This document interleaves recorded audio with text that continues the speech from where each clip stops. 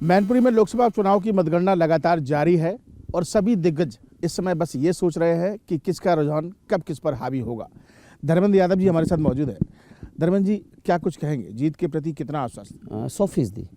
और आज से नहीं, जब चुनाव शुरू हुआ उस दिन से थे और परिणाम भी आप वैसे ही देखोगे, क्योंकि मैनपुरी को मैं समझता हूँ, मैनपुरी के लोगों के बीच रहा हूँ। नेताजी ने मुझे बहुत मौका दिया मैनपुरी के लोगों के बीच काम करने का, इसलिए मैनपुरी के लोगों का स्वभाव, यहाँ की राजनीतिक चेतना, राजनीतिक सोच से हम वाकिफ़ हैं।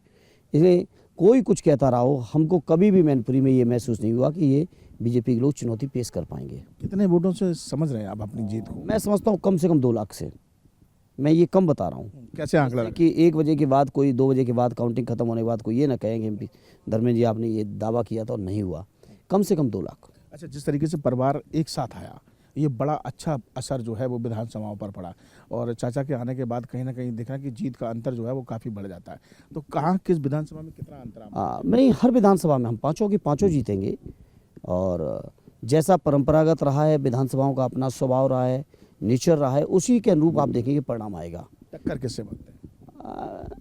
प्रशासन ने ली, प्रशासन ने बहुत कोशिश की टक्कर लेने की, लेकिन जनता के आगे चली नहीं। और इतना बड़ा अंतर होगा कि उसको आप भी टक्कर नहीं कहोगे। सर, ईवीएम की बात हमेशा से सामने आती रही है, हमेशा से सवाल उठते रहे हैं और एक बार फिर से आपसे अभी ताजा उदाहरण देख लीजिए, रामपुर हो या क्या कहेंगे? ईवीएम के लिए समाजवादी पार्टी लगातार सैद्धांतिक तौर पे विरोध में रही है और विरोध में है और विरोध में रहेगी। समाजवादी पार्टी के साफ मानना है कि जिन देश के लोगों ने ईवीएम बनाई थी, जब वहाँ इस्तेमाल नहीं हो रही है, जर्मनी में जैसे देश ने असंवैधानिक करार दे दिया, जो टेक्नोलॉजी में हमसे आगे हैं देश, तो जब वो लोग स्वीकार नहीं कर रहे हैं, अमेरिका स्वीकार नहीं कर रहा, जर्मनी स्वीकार नहीं कर रहा है, तो मैं समझता हूँ हिंदुस्तान के लोगों को, हमारे देशवासियों, भारतवासियों को भी इस ईवीएम को स्वीकार करने की ज़रूरत नहीं है और वापस वही जो बैलेट का जो एकदम फुल प्रूफ फार्मूला है उस पर रहना चाहिए। धर्मेंद्र जी, एक तरफ आप कह रहे हैं कि लगभग 2 लाख वोटों से आप जीत रहे हैं, दूसरी तरफ भाजपा ही कहते हैं कि हम इस बार किले को ध्वस्त कर देंगे, गढ़ को ध्वस्त कर देंगे। तो अब 2-3 घंटे की बात है, क्या सब क्लियर हो जाएगा।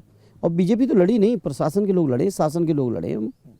और मुख्यमंत्री जी बीजेपी वालों से कहाँ वोट मांग रहे थे, वो तो आगे प्रशासन के लोगों से वोट मांगे, सीडीओ से वोट मांग रहे थे, डीएम से, कप्तान से, दरोगाओं से, सीओ से, एसडीएम से, सरकारी अधिकारियों से वोट मांग रहे थे। मतदान के दिन देखने को भी मिला। मीटिंग भी जब सीएम की हुई तो सरकारी स्कूल इसलिए बंद कर दिए कि कर्मचारियों के माध्यम से मैदान भर सके, तब भी भर नहीं पाए।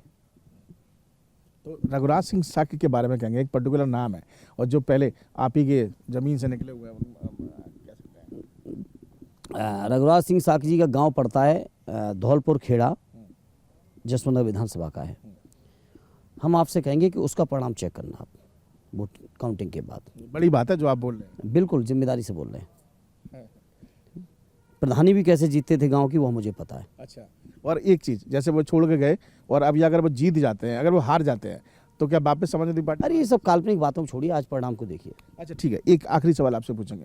लगातार भाजपा जो है वो शिकंजा कसती जा रही है ईडी के माध्यम से, चाचा पे तमाम चीज़ें सामने आ रही हैं, इसको लेकर क्या कहेंगे? देश का जनमानस देख रहा है।